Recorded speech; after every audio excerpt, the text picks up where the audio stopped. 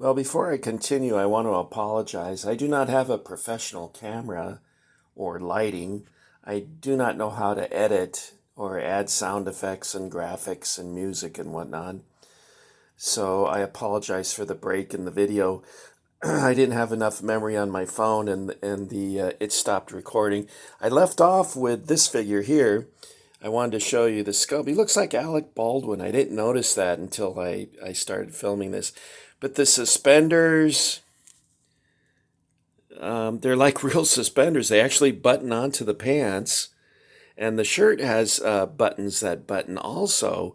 The detail in this clothing, I got this at a G.I. Joe convention in Los Angeles. And the shirt, the suspenders, the pants, the rifle, the boots, the handgun, the hat I bought online. The hat, I bent the top of it up, glued it up because I wanted to make it look more like a old Westy hat. So this is my 1/6 figure, the only one I have of a Western theme like this. Now, I promised you that I would show you the... Oops, I just knocked his hat off. Okay.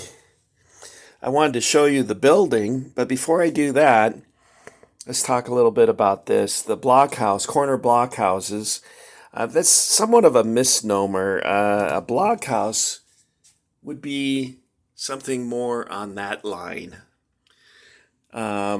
So this is probably not accurately named. It may be a watchtower, but it's different from the Marx version. Let's see if I can find the Marx version. Let's up here. Here's the Marx version. As you can see, the superior toy version is much larger, which I like about that because you can put quite a number of figures inside here. This set is composed of two different sets that I bought online. The reason being is that the first set I bought, the towers, it didn't have these dowels or whatever, these stick, I don't know what you call those, I guess a dowel, supporting the tower. I had to look up online what they used to do that, so I bought that and I cut it down to size. You see there's another one over here. And I put it back together again. Also, on the original one that I bought, it was missing one of the gates. So, buying two sets, I was online. I was able to put this one fort together. Now, let's take a look at the tin litho. And without smashing everything, crunch, crunch. I didn't plan this out very well, did I? Okay, now... It is dark in here. Again, I apologize. I don't have professional lighting. But similar to the Marx tin litho building that they had in their Fort Apache, which I'll show you again here. That's the Marx tin litho. It has the commanding officer's room, which, by the way, the scale of this thing is way... out of line with the figures. This would be suitable for someone who's like 8 feet tall. But it's got some nice little details to it. I'll show you the whole thing. See if I can get you the inside of the... see, I'm not doing this too well, am I? There's the floor.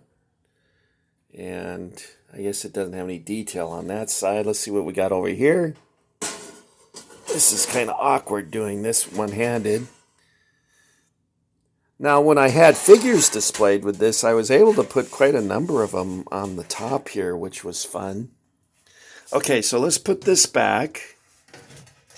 Now, the figures that came with the original Superior toy Fort Cheyenne were awful. They were knockoffs of Lido figures, Peyton, Archer, various companies. A lot of companies used to steal from each other. And apparently the Superior wasn't any different in that regard. And the figures were awful. A cannon came with this, and it was really bad. It was something that I think I actually threw it out. It was so cheesy. Okay, so that's basically the Fort Cheyenne. What I want to do next is share with you that's well. Let's talk about this since I'm here. That's a Charles Russell painting. It's with a nice here. Let me move this flashlight. You can tell we're nothing but professional here. A Frederick Remington uh, print that I bought at the flea market.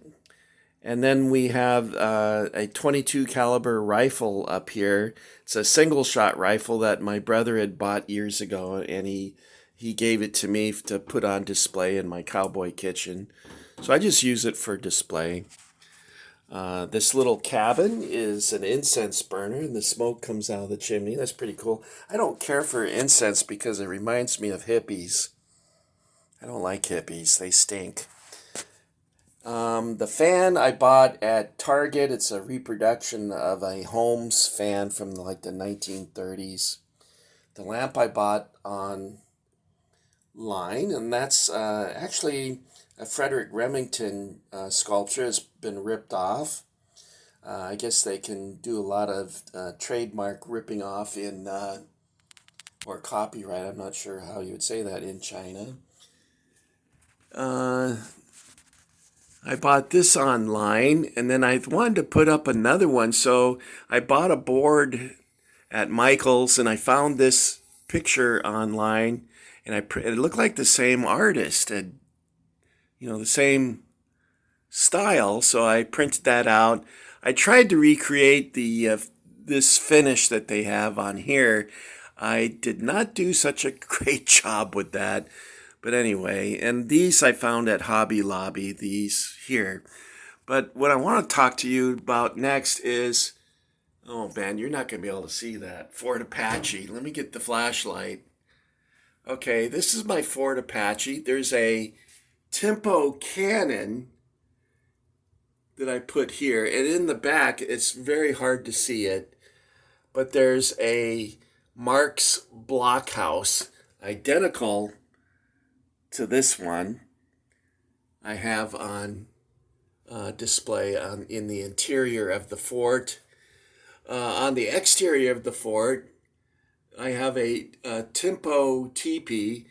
This style of teepee, it was made in different like panels that you put together to form the teepee, and you could change the size of the teepee and the shape of it by how many panels that you used.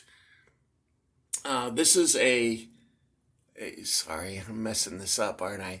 The flag from the Civil War, a blue and gray Civil War set. I think there's a Confederate flag over here. Now, the reason why those flags are here is I bought them on eBay, and when they came in, I just put them up here instead of bringing them over to storage. If you saw my storage, you'd understand why I wouldn't want to go over there. The place is packed. And this is a Marx wagon. I believe it's reproduction. Most of my things are reproduction because I can't afford the cost of real things. Or, I should say, first run production things. In the back here are Tempo teepees. I really like the Tempo teepee. The Marx teepee that they came out with originally was very similar to this Tempo here. And then they came out with another style teepee that was very realistic and authentic looking, but it was molded in two pieces, and it was really hard to get the two pieces to connect seamlessly. So you'd see this big gap down the middle of the teepee, which I never liked, so that's why I like the Tempo teepee better. Okay, and we talked a little bit earlier about the block houses on the corner. Um, this particular set that I have here actually has four of them. The blockhouse over the gate, Marx introduced that in a prototype Rin Tin Tin playset back in the 1950s. And then in 1959, they introduced it to their Fort Apache. Now, sorry, I really apologize for the lighting. Um, the original set had on it, it said Fort Apache in what they call heat stamping. And they would the letters of Fort Apache were in yellow, and it was actually heat stamped or embossed somehow onto the, instead of being up here saying Fort Apache, it said it along the front there. Um, so that's basically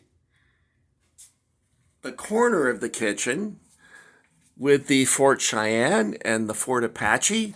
Those illustrations at the top are from orange crates, and the artwork on many of the orange crates back in the 1930s and 40s is really cool. Wait, one of them I think is for cigars, and then the other one is orange crate. Anyway, so that's basically this corner of the kitchen. Next time that I post a video for you guys, what I want to do is come over here and talk about my refrigerator. Until then, I thank all of you for coming along with me. Again, I apologize for the horrible lighting, and also for the fact that I don't have a professional camera, or a professional voice for that matter. So thank you for coming along. And until next time, buckaroos, I'll see you next time. Meanwhile, keep yourselves out of trouble. Bye-bye now.